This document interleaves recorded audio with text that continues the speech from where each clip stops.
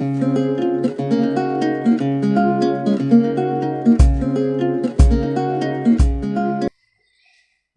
दोस्तों, आप सभी का हमारे YouTube चैनल में स्वागत है।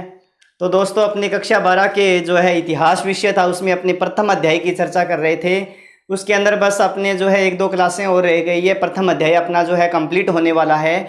उसमें हमने जो है वैदिक काल की जो है या वैदिक सभ्यता की जो है उसकी चर्चा कर रहे थे प्रथम अध्याय में। तो हमारा प्रथम अध्याय जो है कौन सा था? आपके भारत का वैभवपूर्ण अतीत, इसके बारे में चर्चा कर रहे थे, जिसमें हमने जो है किसकी चर्चा की थी? वैदिक सभ्यता के बारे में अपने चर्चा कर रहे थे। तो वैदिक सभ्यता में अगर हम बात करें तो कौन सी सभ्यता के बारे में चर्चा कर रहे थे? वैदिक सभ्यता के बारे में अपने जो है चर्चा कर रहे थे।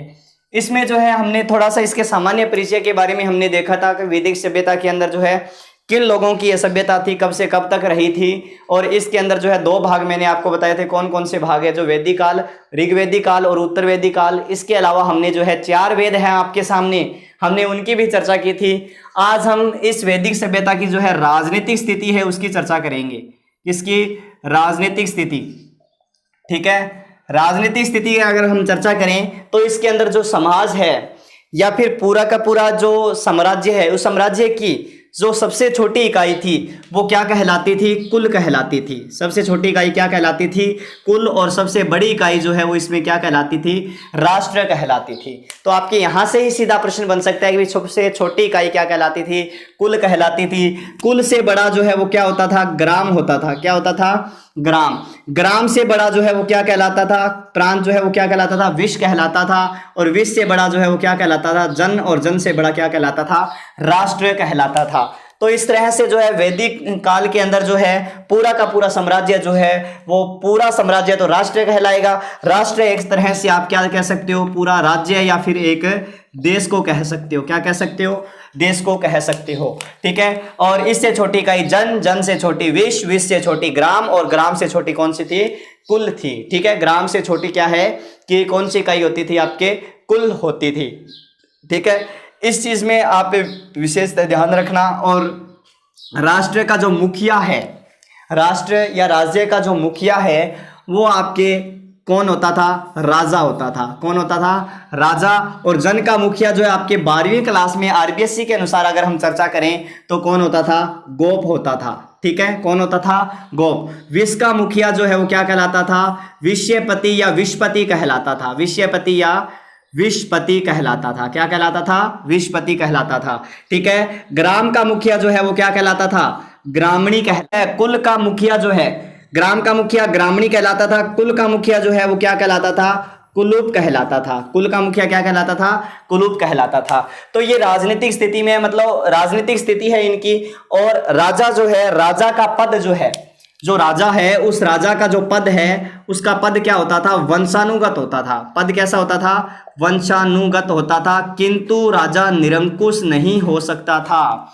राजा जो है, राजा का पद अवश्य वंशानुगत है, पर वो जो है मतलब निरंकुश नहीं हो सकता। निरंकुश मतलब आपकी मनमानी कौन कर सके? वो जिया चलावे नहीं बिया चला कौन सके आपकी। ठीक है, नहीं मतलब वंशानुगत हुए, वंशानुगत जरूर हुए, पर आपकी कौन चलावे? आ चीज में ध्यान रखियो। तो इनके अलावा अगर आप चर्चा करा राजनीति या राजा के बारे में भी, राजा जब राजपद के लिए मतलब राज्य ग्रहण करे, मतलब या राज्याभिषेक के समय, और राजा जो है वो जनता की रक्षा की, प्रजा मतलब जनता कौन है? प्रजा की रक्षा की जो है एक तरह से क्या लेता था? शपथ लेता था। ठीक है। ऋग्वेद में क्या है कि किसमें? ऋग्वेद के अंदर जो है पंचजना शब्द का उल्लेख किया गया है। किस शब्द का उल्लेख किया गया है? पंचजना शब्द का उल्लेख किया गया। किसमें? ऋग्वेद के अंदर। मतलब ये पंचजना जो है, इस पंचजना में क्या आएगा? जो 5 कबीले थे, उन 5 कबीलों का उल्लेख जो है वो किस में मिलता है? आपके ऋग्वेद में मिलता है। 5 कबीले जो हैं वो कौन कौन से थे आपके? मुख्यतः जिसमें नाम आता है यदु, अणु, तुर्वस। ये 5 कबीले ध्यान रखना कौन कौन से हैं? यदु, अणु, तुर्वस, दुहय, यदु, अणु, तुर्वस, दुहय। दोबारा सुन लीजिए, 5 कबीले जो पंचजना में आते थे। ठीक है, कौन कौन से हैं? यदु, अणु, तुर्वस, दुह, पुरु। ठीक है, ये 5 क्या हैं? कबीले हैं। प्रमुख रूप से 5 क्या हैं? ये कबीले हैं। मतलब अपनी राजनीतिक स्थिति की चर्चा की हमने। राष्ट्र, राष्ट्र से छोटा जन, जन से छोटा विश्व, विश्व से छोटा ग्राम, ग्राम से छोटा कुल। ठीक है, मतलब राष्ट्र का मुखिया राजा, जन का मुखिया गोप, विश्व का विश्वपति, ग्राम का ग्रामणी, कुल का क्या है? कुलूप कहलाता था। राजा का पद जो है वो क्या है? वंशानुगत होता था, किंतु वह अपनी मनमानी नहीं कर सकता था। ऋग्वेद के अंदर पंचजना शब्द का उल्लेख है, मतलब 5 जो है कबीले, उन 5 कबीलों का जो समूह है वो क्या कहलाता था? पंचजना। 5 कबीले कौन कौन से हैं? यदु, अणु, तुर्वस, दुह और पुरु। ठीक है, इन 5 कबीलों का क्या किया गया? उल्लेख किया गया है। ठीक है, और ऋग्वेद में एक बहुत ही बड़े युद्ध का उल्लेख भी मिलता है। ऋग्वेद में क्या मिलता है? एक बहुत ही बड़े युद्ध का उल्लेख भी मिलता है। किसमें मिलता है? ऋग्वेद में। ठीक है, तो ऋग्वेद में आता है एक युद्ध का उल्लेख मिलता है। ये नदी है जिसका नाम है रावी, या फिर क्या कहा जाता था प्राचीन समय में? परुषणी नदी। क्या कहा जाता था? परुषणी। कुछ नदियों के बारे में मैंने आपको बताया था, नदी सूक्त में मैंने नदियों का उल्लेख भी आपको बताया था, कितनी नदियों का उल्लेख मिलता है। ठीक है, इस परुषणी नदी के किनारे युद्ध लड़ा गया था जिसका नाम है दशराज्य युद्ध। ठीक है, कौन सा युद्ध? दशराज्य युद्ध जो है वो लड़ा गया था। इनके मध्य जो है दशराज्य युद्ध लड़ा गया था। अब इस युद्ध के जो रीजन हैं, कारण है, कारण कुछ तो ये बताते हैं कि इस रावी नदी के पानी को लेकर लड़ा गया था, लेकिन ये है कि यहां पर एक कबीला था। ठीक है, इसका नाम है भरतजन। कौन सा कबीला? भरतजन। और भरतजन कबीले का जो मुखिया था उसका नाम क्या था? सुदास। शासक जो था उसका नाम क्या था? सुदास। ठीक है, और 10 अन्य कबीले और थे, 10 अन्य कबीले। ठीक है, ये जो है ये आर्य कबीला बताया जा रहा है। कौन सा? आर्य। और ये जो है 10 अन्य कबीले क्या बताए जा रहे हैं? अनार्य। ठीक है, आर्य और अनार्यों के मध्य युद्ध की संज्ञा भी इसको दी गई है। और ये जो है यहां पर बताते हैं कि सुदास का जो पुरोहित था वो कौन था? पहले विश्वामित्र था। सुदास का पुरोहित जो है कौन था? विश्वामित्र था। और सुदास ने क्या किया कि इस विश्वामित्र को पुरोहित पद से या राजपुरोहित पद से क्या कर दिया? हटा दिया। और इसकी जगह पर जो है किसको बना दिया? विश्वामित्र की जगह इसने जो है गुरु वशिष्ठ को, किसको? गुरु वशिष्ठ को क्या बना दिया था? पुरोहित बना दिया था। सुदास ने विश्वामित्र को पुरोहित पद से हटाकर वशिष्ठ को क्या है कि वशिष्ठ को पुरोहित बना दिया, जिससे विश्वामित्र ने क्या किया? इन 10 अन्य कबीलों को इकट्ठा किया और 10 अन्य कबीलों और भरतजन कबीला का जो मुखिया है सुदास, इनके मध्य जो है युद्ध लड़ा गया जिसका नाम है दशराज्य या दशराज्य युद्ध। और ये दशराज्य जो युद्ध है, इस युद्ध के अंदर जो है भरतजन कबीले के मुखिया सुदास की क्या रही थी? विजय हुई थी। और इसका उल्लेख जो है ऋग्वेद के जो है 7वें मंडल है उसके अंदर मिलता है। और यह युद्ध जो है किस नदी के किनारे लड़ा गया था? तो रावी या परुषणी नदी के किनारे जो है ये युद्ध लड़ा गया था। कौन सा युद्ध की चर्चा कर रहे हैं हम? दशराज्य युद्ध की। ठीक है, और ये कौन से है? ऋग्वेद में, या ऋग्वेद में इस जो है दशराज्य युद्ध का क्या मिलता है? उल्लेख मिलता है। इसके बारे में मैंने आपको बताया, अगर इसको आप लिखना चाहते हो लिख सकते हो। ठीक है, मैं मिटो देता हूं इसको। अब इसके अलावा जो है यहां पर वैदिक सभ्यता के अंदर और क्या है कि दो प्रमुख संस्थाओं का उल्लेख मिलता है। एक में नाम आता है आपके सभा और दूसरी का नाम आता है समिति। ठीक है, सभा और समिति। देखो सभा नाम छोटो है नहीं, तो बुजुर्ग आदमी भी थोड़ा हुए, मतलब जो वरिष्ठ लोग जो है वो भी क्या होते हैं? कम है। समिति का नाम क्या है? बड़ा है ना, तो आम लोग क्या होंगे? ज्यादा है। तो सभा का नाम छोटा है, मतलब ये क्या है? छोटी संस्था है। भी सभा को नाम छोटो है तो ये वास्ते क्या है? छोटी संस्था है। समिति को नाम बड़ो है, मतलब क्या है? बड़ी संस्था है। क्या है ये? बड़ी संस्था है। आगे बात समझ में? सभा मतलब मैंने आपको बताया जो वरिष्ठ लोग होते हैं वो क्या होते हैं? कम होते हैं, थोड़े होते हैं। ठीक है, और इन वास्ते इंगमा कुण भागले वरिष्ठ लोग, मतलब सभा जिकी है बाकी है वरिष्ठ लोगों की है, वरिष्ठ लोग। और जिका वरिष्ठ लोग वह बे क्या करे? सलाह को काम करे। सलाह को काम मतलब समझ गया भी? राजा को ये क्या देती थी? राजा को परामर्श देने का कार्य और निर्णय लेने का जो है कार्य करते थे। राजा को परामर्श देते थे और निर्णय लेने का क्या करते थे, कार्य करते थे। कौन है, सभा। ठीक है, छोटी संस्था वरिष्ठ लोगों की, राजा को परामर्श या निर्णय देने का कार्य करते थे। ठीक है, और एक जो है समिति, बड़ी संस्था है, मतलब जनसाधारण का प्रतिनिधि लोग जी कहे पे भाग लेता, जनसाधारण के प्रतिनिधि इसमें क्या है कि भाग लेते थे, किसमें, समिति में। ठीक है, और इसके अंदर जो है राजा भी भाग ले सकता था, राजा भी भाग लेता था।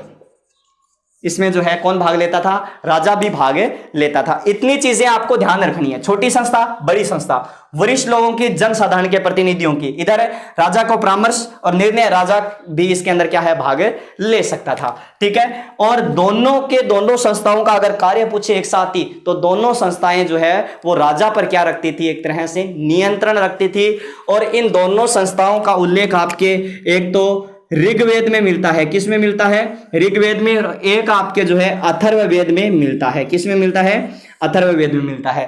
भी दोनों संस्थाओं का उल्लेख ऋग्वेद में मिलता है और इसके साथ साथ किस में मिलता है, अथर्ववेद में मिलता है। सभा और समिति का उल्लेख ऋग्वेद में, मतलब जो वैदिक काल था, ऋग्वेदिक काल था, उस ऋग्वेदिक काल के अंदर जो है इनका महत्व बहुत अधिक था।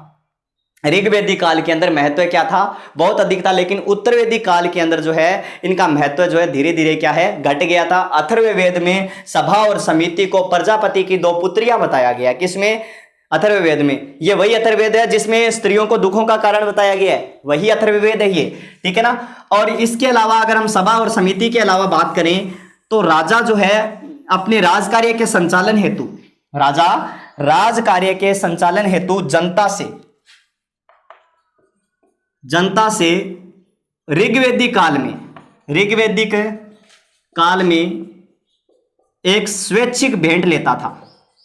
स्वैच्छिक भेंट मतलब एक तरह से कर ही हो जाएगा ये। ठीक है, स्वैच्छिक भेंट लेता था, एक तरह से कर ही लेता था, जिसे क्या कहता था, बलि हरित कहा जाता था या बलिहर कहा जाता था। ठीक है, और अगर सीधा याद रखना है तो बलि याद रख लेना, कोई दिक्कत नहीं है, बलि ही सही है। क्या कहा जाता था, बलि। मतलब ये ऋग्वेदिक काल में तो क्या था, पहले वाला जो काल है जिसमें ऋग्वेद की रचना हुई है उसके अंदर तो क्या था, ये स्वैच्छिक भेंट थी। लेकिन उत्तरवेदिक काल में, किसमें, उत्तरवेदिक काल के अंदर जो है इसको क्या कर दिया गया था, अनिवार्य कर दिया गया था। उत्तरवेदिक काल में जो बलि है उसको क्या कर दिया था, अनिवार्य। पहला तो आपकी मर्जियों देश का, पहला तो आपकी मर्जियों देश का, लेकिन बाद में उत्तरवेदिक काल में किया कहीं अनिवार्य कर दियो, देणो ही देणो पड़सी, देणो ही देणो पड़सी। तो ओ भी की है कि एक तरह की है, करगो नाम है जिका नाम की है बलि है। और कौन से काल में प्रचलित था, ये ऋग्वेदिक काल में प्रचलित था। ठीक है, इसके बाद में जो है आपके वैदिक काल के अंदर जो है आगे जो है काल आएगा वो आपके है महाकाव्य काल। ठीक है, विशेषता ज्यादा बड़ी बात नहीं है, बस 2-4 बातें हैं, मैं सीधे ही बता देता हूं, महाकाव्य काल। ठीक है, महाकाव्य काल के अंदर क्या आएगा, देखो महाकाव्य काल के अंदर आपके जो है रामायण और महाभारत। ठीक है, रामायण और महाभारत, रामायण और महाभारत जो है भारत के 2 बड़े महाकाव्य माने जाते हैं। विश्व का सबसे बड़ा महाकाव्य कौन सा माना जाता है, महाभारत माना जाता है, जिसके रचयिता कौन थे, वेदव्यास। और रामायण के रचयिता कौन थे, महर्षि वाल्मीकि। मतलब रामायण जो है, रामायण की घटनाएं पहले है और महाभारत की घटनाएं क्या है, बाद में है। और इनमें सिर्फ इतना ही याद करना है कि ये तत्कालीन समय की राजनीतिक और सामाजिक स्थिति के बारे में हमें क्या देते हैं, जानकारी देते हैं। कौन से, जो 2 महाकाव्य है आपके, रामायण और महाभारत। महाकाव्य के बाद में आपके जो काल आएगा उसका नाम है महाजनपद काल। तो आप हेडिंग डाल लीजिए, महाजनपद काल। महाकाव्य के काल के बाद में अपने किसकी चर्चा करेंगे, महाजनपद काल। महाजनपद काल। देखो महाजनपद काल में क्या है, क्या याद रखना है आपको महाजनपद काल में, कि क्या हुआ कि मैंने आपको बताया था कि ऋग्वेद में क्या होता था, कि ऋग्वेदिक काल में क्या था कि छोटे छोटे क्या है, कबीले थे, छोटे छोटे कबीले थे। उत्तरवेदिक काल तक आते आते वो क्या बन गए, जन बन गए। क्या बन गए, जन बन गए। और 6वीं शताब्दी तक, 6वीं शताब्दी ईसा पूर्व, मतलब एक तरह से ध्यान रखना, ये जन जो है ये कबीले जो है ये फिक्स नहीं थे भी एक ही स्थान पर रहना है क्या, और धीरे धीरे इनका निवास स्थान जो है 6ठी शताब्दी ईसा पूर्व तक आते आते क्या हो गया था, स्थायी हो गया था, मतलब स्थायी हो गया था। और 6ठी शताब्दी ईसा पूर्व की बात कर रहा हूं मैं, यहां पर जो है मतलब जो जन है वो जन जो है क्या बन गए, जनपद बन गए। ठीक है, धीरे धीरे जन क्या बन गए, जो है जन इन्होंने किसका रूप ले लिया, जनपद का रूप ले लिया। मतलब जो कबीले थे वो क्या होते गए, स्थायी होते गए, जनता का निवास स्थान बन गया। और यही जनपद जो है 6ठी शताब्दी ईसा पूर्व तक आते आते एक दूसरे पर आक्रमण करके जो है किन का रूप ले लिया, इन्होंने महाजनपद का रूप ले लिया। किसका रूप ले लिया, महाजनपद का रूप ले लिया। और भारत में जो है 6ठी शताब्दी ईसा पूर्व के आसपास, मतलब 600 ईसा पूर्व के आसपास जो है भारत में कितने, 16 महाजनपदों का क्या हुआ, उद्भव हुआ था। अब ईस्वी सन और ईसा पूर्व में अगर आपको अंतर समझना है तो मैंने एक स्पेशल वीडियो बनाया है जिसमें कार्बन पद्धति के बारे में मैंने आपको बताया है, और इसी के साथ साथ ही मैंने ईस्वी सन और ईसा पूर्व के जो है इनके बारे में बताया, प्लस मैंने आपके भारत के प्रमुख 4 संवतों के बारे में उसमें मैंने उल्लेख किया है। ठीक है, तो वो जाकर आप देख लेना भी ईस्वी सन क्या होता है, ईसा पूर्व क्या होता है। 6ठी शताब्दी ईसा पूर्व जो है यहां पर भारत के अंदर कुल 16 महाजनपदों का क्या हुआ था, उद्भव हुआ था। अब हमें वो 16 महाजनपद याद करनी है भी, 16 महाजनपद जो है कौन कौन से थे। तो इतनी बात समझ में आ गई होगी भी कैसे कबीले जो है स्थायी निवास बने, स्थायी निवास बनने के बाद में वो क्या बने, जनपद बने, जनपद के बाद में 6ठी शताब्दी ईसा पूर्व तक आते आते वो क्या कहलाए, महाजनपद कहलाए। ठीक है, तो उस समय लगभग कब 600 ईसा पूर्व के आसपास भारत में कितने, 16 महाजनपदों का उद्भव हुआ। और 16 महाजनपदों के बारे में जानकारी देने वाला जो बौद्ध ग्रंथ है, यह प्रश्न भी आ सकता है, 16 महाजनपदों के बारे में जो जानकारी देने वाला बौद्ध ग्रंथ है वो है अंगुत्तर निकाय। कौन सा है, अंगुत्तर निकाय। अब 16 महाजनपद जो है वो है कौन कौन से, हम उनकी चर्चा करेंगे। तो आपको जैसे मैं क्रम से लिख रहा हूं वैसे याद करनी है। अंग, मग, काशी, कौशल, ऊपर लिख देता हूं थोड़ा, अंग, मग, काशी, कौशल, वत्स, कुरु, पांचाल। कितने हो गए, 1 2 3 4 5 6 7। अंग, मगध, काशी, कौशल, वत्स, कुरु, पांचाल, सूरसेन, अश्मक, अवंती, गांधार, कंबोज, वज्जी, मल, चेदी और मत्स्य। ये पूरे के पूरे आपके जो है 16 महाजनपद हैं। ठीक है, जो 6ठी शताब्दी ईसा पूर्व के आसपास जो है यहां पर जिनका क्या हुआ था, उद्भव हुआ था। ठीक है, जिनके बारे में जानकारी देने वाला जो बौद्ध ग्रंथ है वो कौन सा है, आपके अंगुत्तर निकाय है। अंग, मगध, काशी, कौशल, वत्स, कुरु, पांचाल, सूरसेन, अश्मक, अवंती, गांधार, कंबोज, वज्जी, मल, चेदी और मत्स्य। ठीक है, अब इसके साथ साथ ही आपके जो है इनकी राजधानियां भी याद करनी है। अंग की चंपा, अंग की राजधानी क्या थी, चंपा। ठीक है, मगध की जो राजधानी थी उसमें नाम आता है आपके राजगृह या गिरिवर्ज, राजगृह या गिरिवर्ज। काशी की वाराणसी, बाद में इसकी राजधानी पाटलिपुत्र बनी थी, ध्यान रखना, बाद में क्या बनी थी, पाटलिपुत्र। पहली राजधानी कौन सी थी, राजगृह या गिरिवर्ज। काशी की वाराणसी, कौशल की है श्रावस्ती, वत्स की कौशांबी, वत्स की क्या थी, कौशांबी। कुरु की थी इंद्रप्रस्थ, कुरु की कौन सी थी, इंद्रप्रस्थ। पांचाल की अहिछत्रपुर, कौन सी, अहिछत्रपुर, या फिर नाम आएगा कांपिल्य। उत्तरी पांचाल की अहिछत्रपुर थी, दक्षिणी पांचाल की जो है कौन सी थी, कांपिल्य। सूरसेन की जो है वो है आपके मथुरा।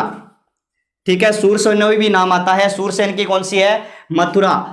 अश्मक की जो है, अश्मक की पोतन या पाटेली।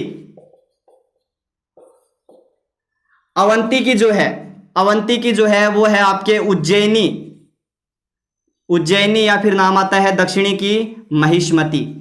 ठीक है, अश्मक की जो है पोतन या पाटेली। गांधार की जो है वो है तक्षशिला, गांधार की कौन सी है, तक्षशिला। कंबोज की है राजपुर या हटक, क्या है, राजपुर या हटक। वज्जी की है विदेह या मिथिला, विदेह या मिथिला। मल की जो है मल की जो आपकी राजधानी है वो है कुशीनारा, कुशीनारा, या फिर नाम आता है किसका, पावा। चेदी की शक्तिमती या सोथीमती, शक्तिमती या सोथीमती। मत्स्य की विराटनगर, मत्स्य की कौन सी है, विराटनगर। तो ये जो है आपके 16 महाजनपद और उन 16 महाजनपदों की राजधानियां, ये आपको याद करनी ही होगी, क्योंकि कैसे भी छोटा प्रश्न आपके 1 नंबर से यहां से बन सकता है। अंग की चंपा, मगध की राजगृह, गिरिवर्ज, काशी, वाराणसी, कौशल, श्रावस्ती, वत्स, कौशांबी, कुरु, इंद्रप्रस्थ, पंजाल, अहि, छतरपुर, सूरसेन, मथुरा, अश्मक, पौतनिया, पाटेली, अवंती, उज्जैनी, महेशमती, गांधार, तक्षशिला, कंबोज, राजपुर, अटक, जो है वज्जी, विदेह या मिथिला, मल, कुशीनारा या पावा, ठीक है। और चेदी, शक्तिमती या सोथीमती, मत्स्य की क्या है, विराटनगर। ये 16 महाजनपदों का क्या है कि प्राचीन समय में 6ठी शताब्दी ईसा पूर्व क्या हुआ था, इनका उद्भव माना जाता है, जिसमें जो है प्रमुख रूप से 4 क्षेत्रों के अंदर क्या है कि राजतंत्रात्मक जो है शासन व्यवस्था थी। राजतंत्रात्मक जैसे किसमें नाम आता है, आपके अंग में आता है, ठीक है। अंग के अलावा जो है आपकी किस में आता है, वत्स में नाम आता है, कौशल में नाम आता है, अवंती में नाम आता है, ठीक है। ये जो है यहां पर जो है प्रमुख रूप से क्या है कि राजतंत्रात्मक शासन है व्यवस्था थी। आप अगर इनको लिखना चाहो तो लिख सकते हो, नहीं तो स्क्रीनशॉट लेना चाहो तो ले सकते हो।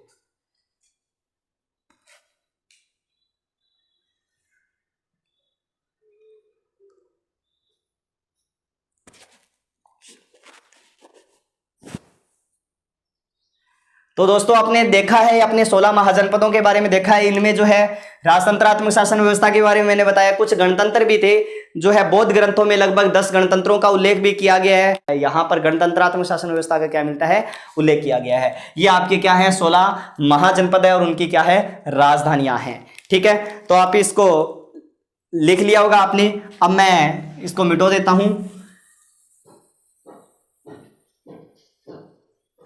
तो अब उसके अंदर जो है अपने मध्यकालीन के अंदर अगर हम चर्चा करें, जो अपने वैदिक काल वगैरह जो पढ़ रहे थे, इसके अंदर अगर हम अब देखेंगे आगे तो सामाजिक जीवन इनकी देखेंगे, ठीक है। इनके अपने क्या देखना है, अब हम सामाजिक जीवन की चर्चा करेंगे, ठीक है। सामाजिक जीवन की चर्चा करेंगे, मतलब सामाजिक जीवन में हम क्या पढ़ेंगे, इनकी प्रमुख विशेषताओं को पढ़ेंगे।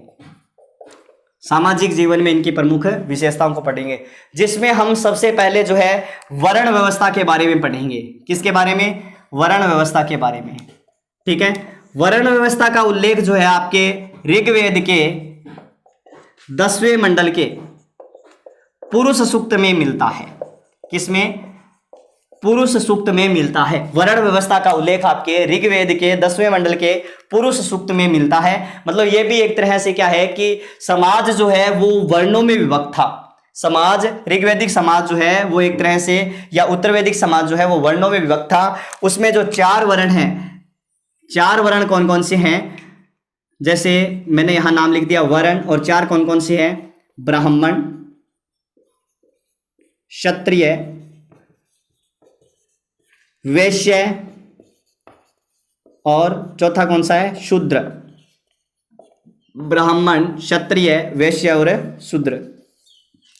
मतलब इनको बताया गया है कि विराट पुरुष से इनका संबंध बताया गया कि विराट पुरुष या ब्रह्मा जी के मुख से ब्राह्मण, ब्रह्मा जी के भुजाओं से क्षत्रिय, ब्रह्मा जी के जंघाओं से वैश्य, और इनके पैरों से जो है किनका उद्भव माना जाता है, शूद्रों का उद्भव माना जाता है। तो ऋग्वेदिक काल जो है, कौन सा काल है, ऋग्वेदिक काल में जो वर्ण व्यवस्था थी वो किस पर आधारित थी, कर्म पर आधारित थी। किस पर आधारित थी, कर्म पर।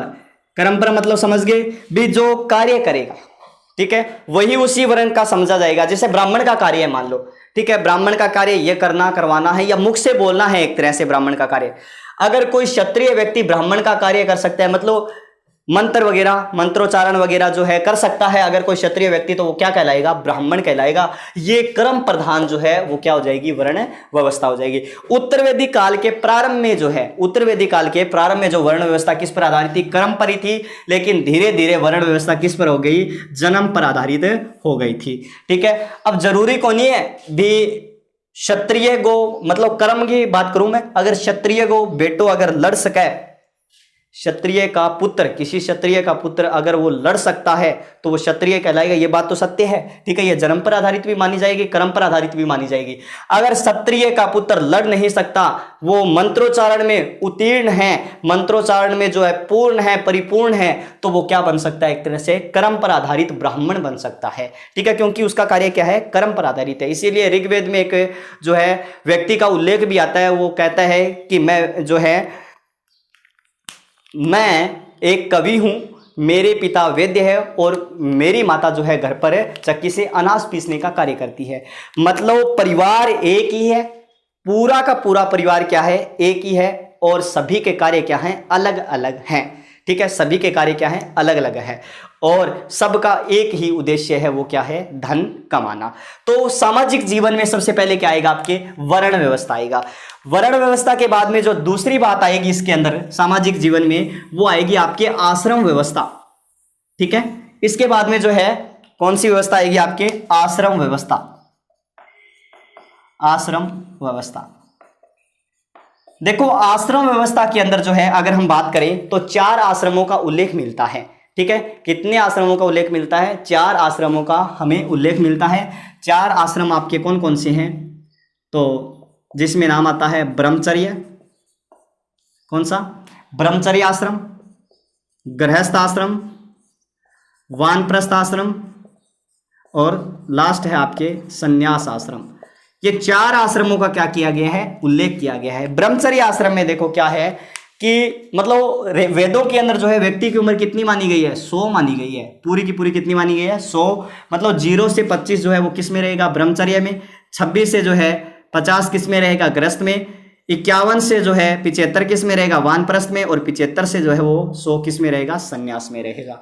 मतलब चारों आश्रमों को पूर्ण करके ही व्यक्ति जो है वो मोक्ष की प्राप्ति कर सकता है। 4 आश्रम ब्रह्मचर्य, इसमें जो है शिक्षा वगैरह से संबंधित आ जाएगा, शिक्षा ग्रहण करेगा, ठीक है, शिक्षा ग्रहण करेगा ये। इसके अंदर जो है गृहस्थी जीवन, मतलब जो भी ऋण वगैरह है, पिता के ऋण है या गुरु के ऋण है, उन सभी ऋणों को किस में उतारना पड़ेगा? ये गृहस्थ आश्रम में। मतलब गृहस्थी जीवन व्यतीत करेगा, धीरे धीरे जो है संसार का मोह त्याग करेगा, मतलब वन की ओर जो है गमन करेगा, और उसके बाद में अंत के अंदर जो है सब मोह त्याग कर वो क्या बन जाएगा? सन्यासी बन जाएगा। अगर व्यक्ति इन 4 आश्रमों को पार कर लेता है तो वो एक तरह से जो है किस की ओर चला जाता है? अपने मोक्ष की ओर चला जाता है। किस की ओर चला जाता है? मोक्ष की ओर चला जाता है। वेदों के अंदर जो है वो इन 4 आश्रमों का क्या किया गया है? उल्लेख किया गया है। तो दोस्तों आज के लिए इतना ही, बाकी हम चर्चा करेंगे अपनी अगली क्लास के अंदर।